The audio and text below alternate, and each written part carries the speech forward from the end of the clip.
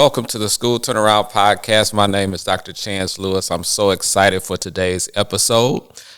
Today's guest will be a person who has a wealth of experience in education in all levels, and I'm so excited to have her today.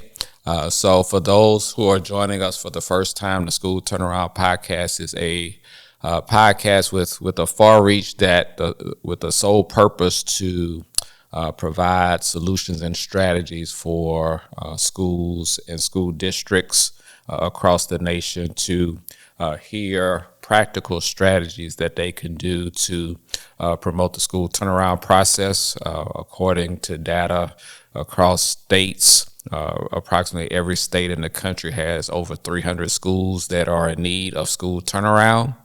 And so given this national issue, we felt it timely in this podcast to bring in experts from all around the country to kind of share their expertise and their recommendations and strategies for educators to have a place where they can go to get these solutions and strategies so they can implement in their local communities to hopefully facilitate the school turnaround process and reduce and eliminate the number of schools that are in need of the School Turnaround Podcast. So given that, I am so excited for our guest today. We have none other than Dr. Yvette Smith-Mason. Thank you for joining us today. How are you today? I am good. How are you? Happy New Year. Yeah, Happy New Year to you as well. Thank you so much for being here. I'm honored that you would join us today. So I know you well, but and I know even me knowing you well, I don't know all aspects of your professional journey as well. So if you would be so kind to just introduce yourself to our listening audience and tell us a little bit about your journey in education to your current role and how that has shaped, your thoughts around school turnaround thus far. Wow. Okay. So how long do we have? So we got 30 minutes, so we're good. we're gonna condense 32 years. This is 32 years in education, all in public education. Product of public education, proud to say that, and believe in public education every day. So I've done a little bit of everything. Of course, I started out as a first grade teacher. That is my love of literacy and love of reading. That's the basic that's the basic foundation. I think that's what instilled in me to just focus on the greater, with making sure that students can read and just have a great opportunity with that. I continued all the way up assistant principal here in Wayne County Public Schools, principal in Durham Public Schools. I worked at the state level as the education specialist for federal programs in school improvement area, Title I schools. And that is where I think my lens widen and broaden, because I had a state view and also had an opportunity to consult with the United States Department of Education and monitor 10 states in the area of Title I and school improvement. And that was a very eye-opening experience to see 10 different states and how everybody uses Title I funds. And at that time, that was race to the top funds, all of that coming down from the Bush administration into the Obama administration. So I had an opportunity to learn about that. And then I went into federal programs in the Charlotte-Mecklenburg School District, and I had the opportunity to work there and do some great stuff there in Charlotte and help schools come out of school improvement. In the role, I was called the secondary director of federal programs, but I was the contact person for federal programs there, and help principals and work with principals and coming out of school improvement and also district improvement as well. And at that time, we were also Broad Prize winning district.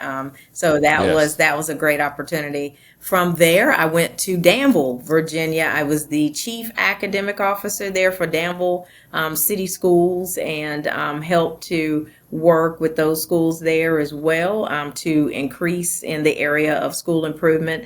Had 8 schools for Danville, but it was a magnificent opportunity to work with those principals. And now I am in Wayne County. I made a full circle. They let me come back home where I Okay. started, and I am currently the Assistant Superintendent of Human Resources with Wayne County Public Schools, and this is year 10 in this Wow. role. And so, and I'm still helping principals, excited about that. I help support 11 principals in the district for support Okay. as well, and work on the superintendent's cabinet with leadership. So that's about a 4 minute, 32-year coverage of Oh what yeah. I've done.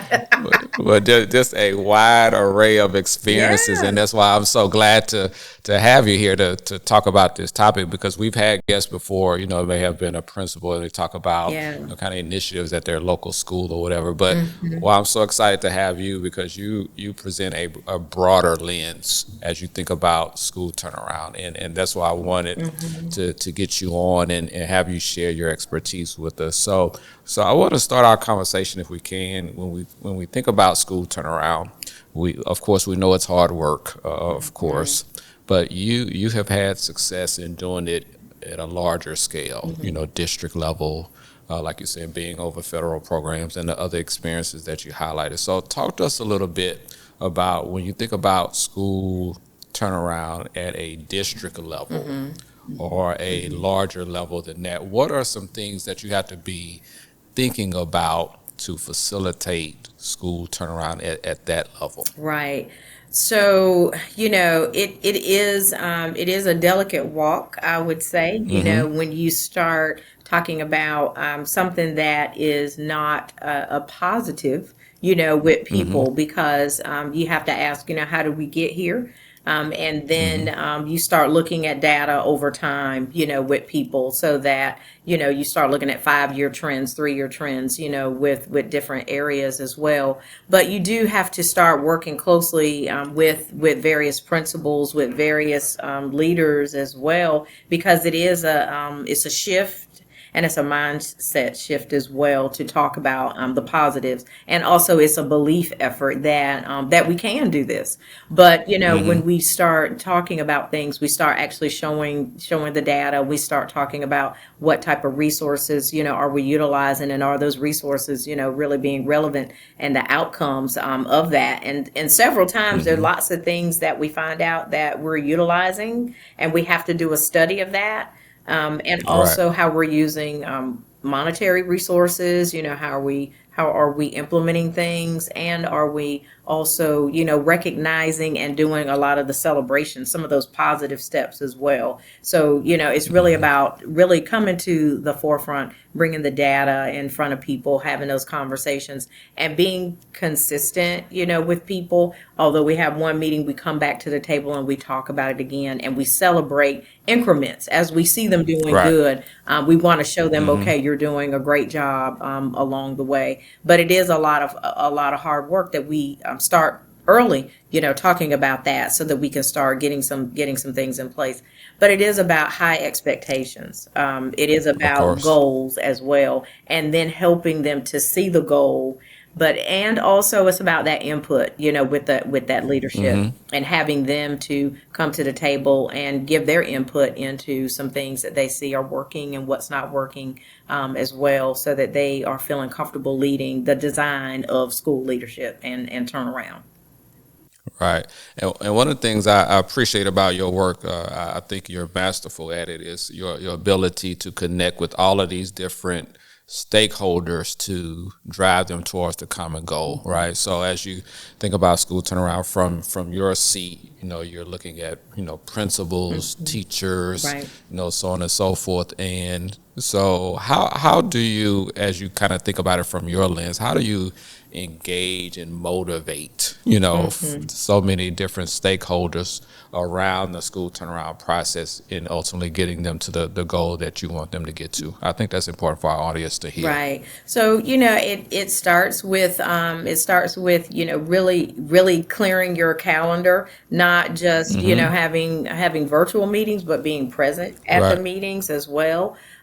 and sharing the email to say, we're open to an opportunity to meet with you, and working with that, but also sharing with the stakeholders, this is the situation at this school. They have a clear understanding, and then the principal also working with them.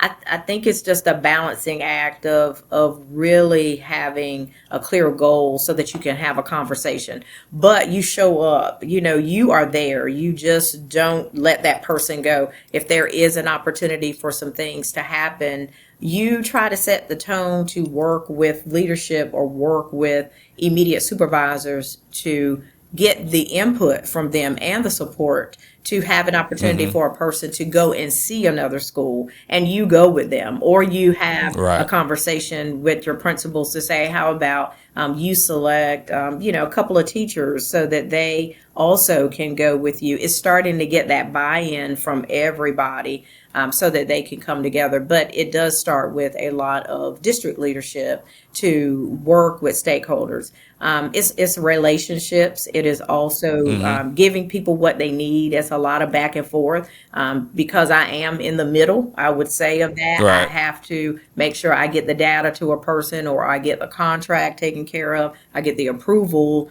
as well. But I also bring principals or directors along in that process so that they're talking with me and also at the table, so that they are hearing these conversations and feeling comfortable with what may happen at their school, so that they can then lead that conversation as well.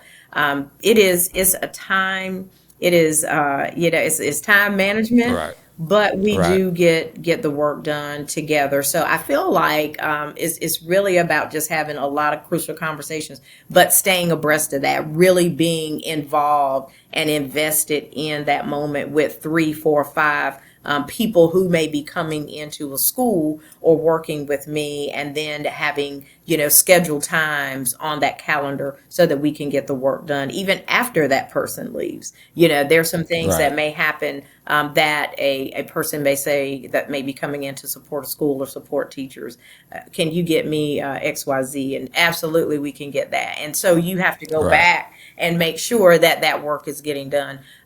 So does it actually at times become another item on the plate? Yes, it is. But at the end of the day, we know that those children are going to benefit from all of our extra work. And so we have to keep that at the forefront. So it's really about just making sure, to me, that I keep everybody involved and also bring people along, and they know what their part is. And then we come back to the table and talk about that. Right. And so, in another unique perspective, I know you have that many people don't, because a lot of times many administrators work with, who they have, right? But you're also in a position to select people, given your role in human resources. So what are you looking for in this current day and age, with there's many ways I could go with that, but what are you looking for in today's kind of candidates that you bring in, whether it's in leadership or teaching or what have you, to move the school district forward around school turnaround? I tell you, it is a person that has excitement first for every day, for every day, knowing that this is a role that, every day you have a vision for leadership. You have a vision for helping that community. You are impacting a generation of teachers and families, in that building. I think first and foremost, we have to have the confidence and the willpower to know that I can do this. I can do this as a school leader. And every day is not going to be the exact same day. And there are concerns and there are celebrations and things that will happen in a school. But I think that we have to know that you have a vested interest in schools. You have a vested interest in helping people, because you are definitely in the people business. You're in the little people business. You are in the family business. You are CEO. You are everything. Yeah. And so you have to have a balancing act, a care and concern for the people that you lead.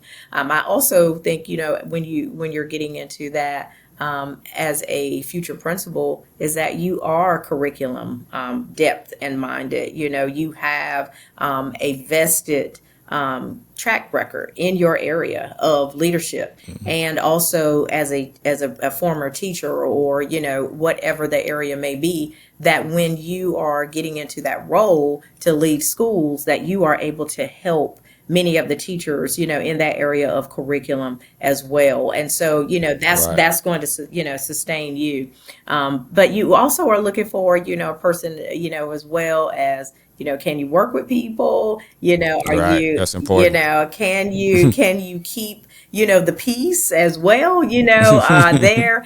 So, it's about that. And sometimes, you also have to, know that you can have some of those soft qualities and soft skills that are not, written, that every day, you're strategizing, you're a deep thinker. You may not always make the decision at that time, but you have those qualities to involve people. You bring people along. You are involving your teachers, because it's not all about your decision. It is about our decision, at that Right. school. So there is a skill set there that we look for. You can lead a school and you can get 100% in proficiency, but you know that you're not doing it alone, and try to make sure that you have great qualities and buy-in there with your staff. That's that's great. So, given that, so you have the people and how they're going to work with each other, Hmm.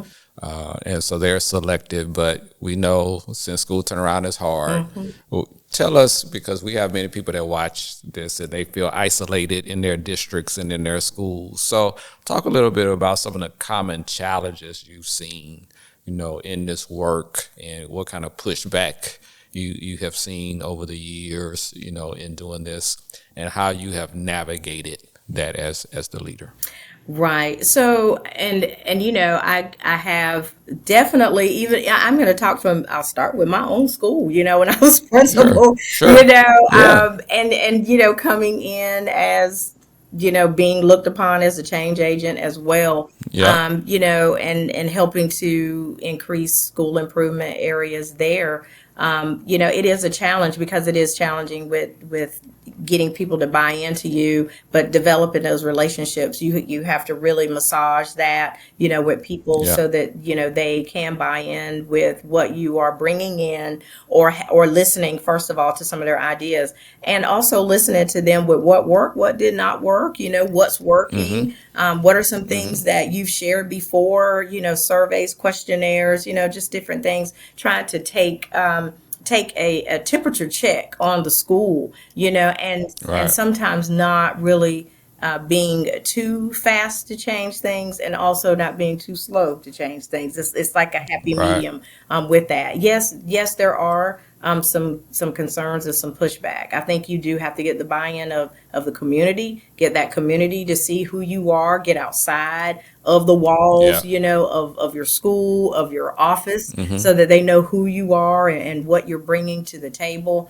But I think the challenges at time have been resources. We always want to do certain things, but do we have the money to do that? right, Certain budgets can handle certain things, but in certain places that I have been, there's not a budget, to have to do all of those things. So sure, then you start looking at, well, who can help us, or how can a person, do some things that may be differently. At the time, we didn't have virtual opportunities like we do now. Everybody had to go to mm-hmm, conferences, right, with certain things. But at times we have seen, some of the challenges there with some of the resources as well, with that. How do we handle that? We try to get creative. We try to get some people to try to write some grants for us. We yeah, try to, partner with neighboring people or schools to try to pool money together. If my school mm-hmm, didn't have enough money, well, maybe the neighboring school did. And so we try to put two or right, three elementary schools together, or two or three, middle schools together, so that they could mm-hmm, afford someone to come in, and do that. And I've done that and work with different schools as well with that. I mean, challenges are going to be there as well. There are Right. always obstacles that have been a part of what I have had to do, but I have worked around that. Has it been frustrating at times? Yes, but you try to I'm reset sure. and go back in and Yeah. say, can we try it this way? Right. Or if we can't do it this year, then we'll put it on the back burner and try to redo it the next year, in some way, or take a grade level and work with just this grade level that you see from the data may be more at need, with certain things as well. With that, there have been lots of challenges. Right. I'm sure. Right, but it's about really how you tackle and work with people, and it's a slow process. It might not be the entire staff of 150. You might just start with K2, and then you Got it. might get to 3-5. That's right. Got Yeah. it. Got it. So let's think about this. So a lot of people tune in to the podcast because they say, I want a recommendation or a strategy that I can use starting tomorrow, right? And so what I wanted to do, if we could, I just wanted to call the names of some stakeholders that are important in the process, and really look at those particular stakeholders and say, what would you recommend to them in today's environment of something that they can do that can move the needle as well. So given your role now, let's start with the schools and school districts, right? Right. If you would think about that stakeholder and they want to facilitate school turnaround in the district, what would you tell them as a recommendation that they need to consider? So, as schools and school districts, as a recommendation, I would definitely start with bringing in your principals, and Okay. a recommendation with them to listen to them to see what are some concerns that they have, as well. I think our principals are the most important people in that school district, Right. so that we can have meetings with them and also start looking at your data and ensure that the data that they have before them is understood, that they Okay. understand that. And is there someone that might be able to bring that in and really go over that information with them, and what are some of the factors that have been happening at those schools? It's a informational session, almost like a listen and learning session. And the first people that you may want to start listening to are those principals, because many of them may have been there for a while or lived in the district or know the community. And so how do we listen to them to talk about their needs and wants, and what are some things that they need, from that perspective? I do think that as I listen to principals, they share with me things that, if I could do this, or this is happening at my school, this is keeping me from doing, certain things day to day. I think if we talk about that and how they handle that, I think you start to grow leaders in that way, so that they know what they need to focus on throughout their day, because they only have so many hours in the day. And so Right. we need to know how much time and how are they focusing on instruction. So I do think we need to listen to those principals. That's key for them. I think that's a great feedback.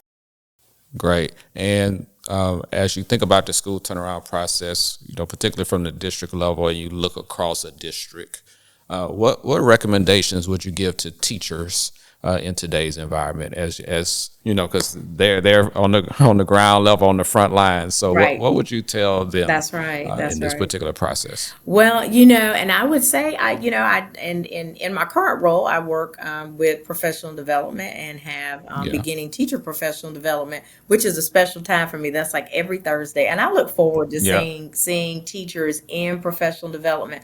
I would say, to the teachers, first and foremost, to them, definitely build relationships relationships with your families and your kids. That is going to be the number one barometer, their temperature check, with you Right. to say, what are some things that you can do and to move those families and get those families, behind you so that they can support the students as well. But I would encourage teachers to, get to know everything about that curriculum. Get indebted to that, get invested Okay. in that curriculum. And also whatever the district is offering for professional development, be there, be present in that moment so that you can learn everything about your curriculum so that you can take back new things and things that are aligned, to the curriculum so that you can Mm-hmm. engage your students. I do see a lot of teachers that talk about, certain things that are happening in their classroom, from children's behaviors to,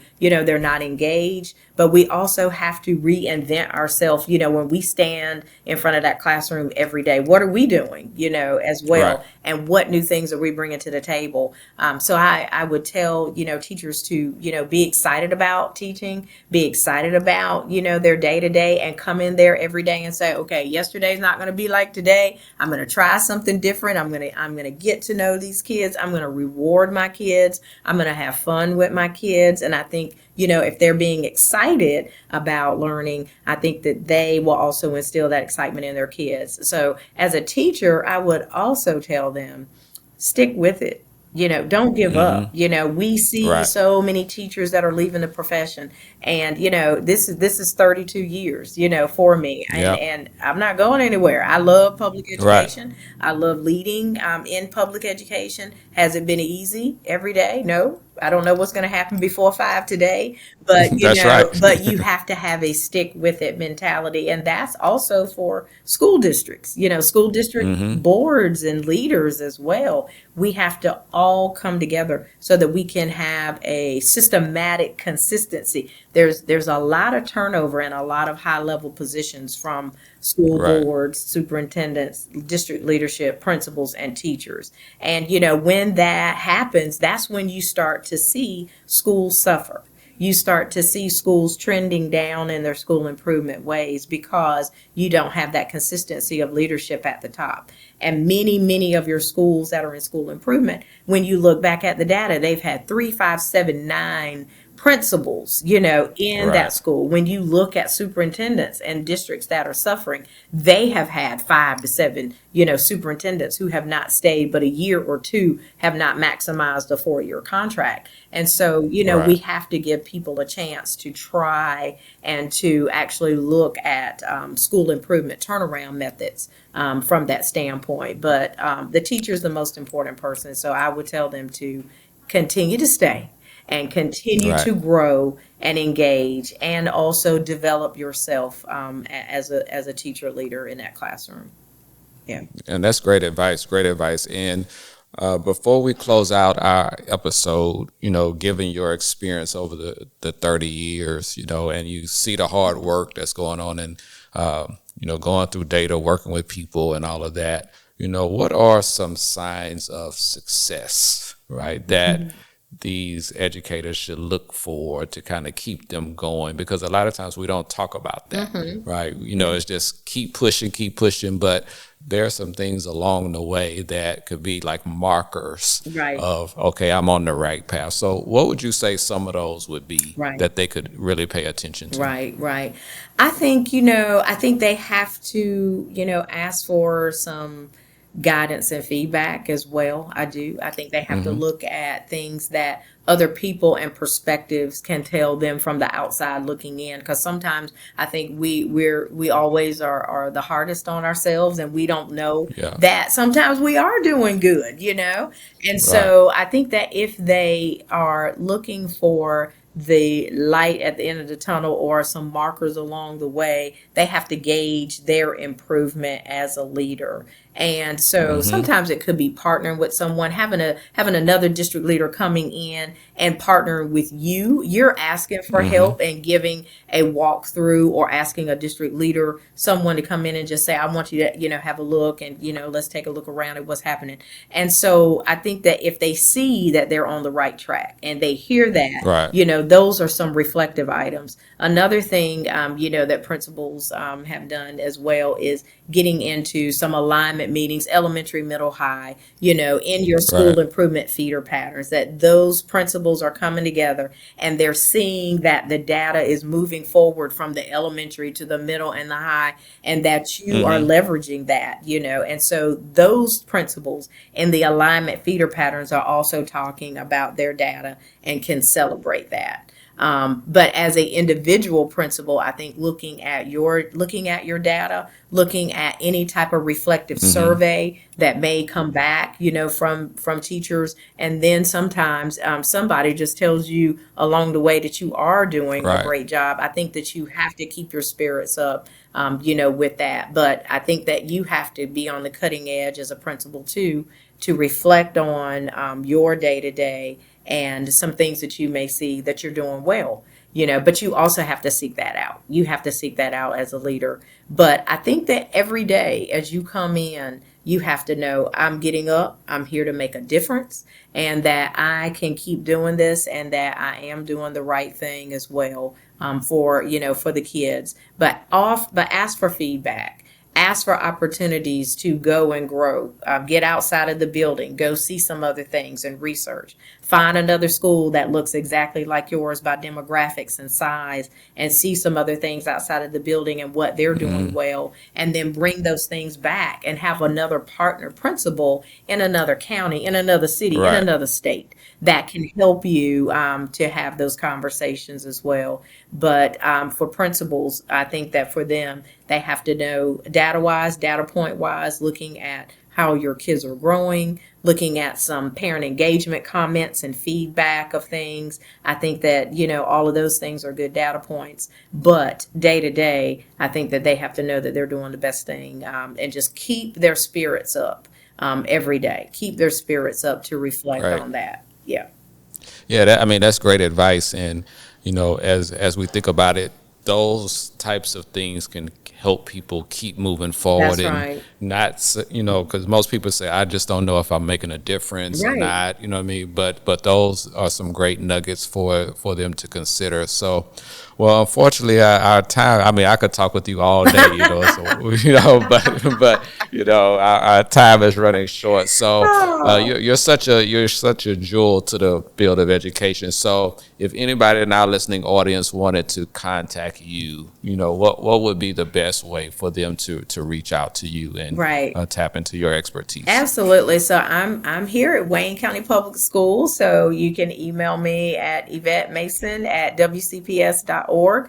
That's my email as well. I'm on LinkedIn, and you can Okay. find me there as well.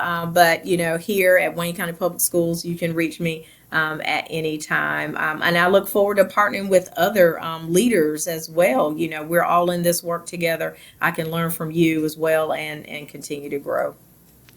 Yeah, and I'll be talking to you too, because one of the things that's kind of been, in my heart and in spirit is that to put together a school turnaround retreat for leaders, district leaders, school leaders as well.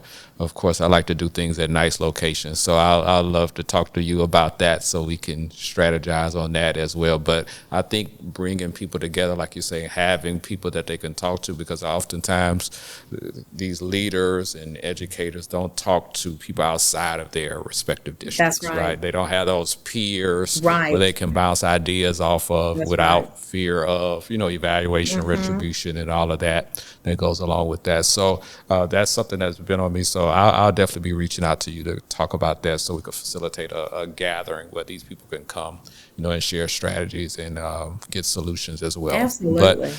But I thank you for being here. Thank I you. appreciate you very, very much Thank as you. well. So we will definitely be in touch soon. Okay. Thank you Okay. All again. right. Thank you, Dr. All right. Lewis. I All appreciate right. it. No problem. You take care.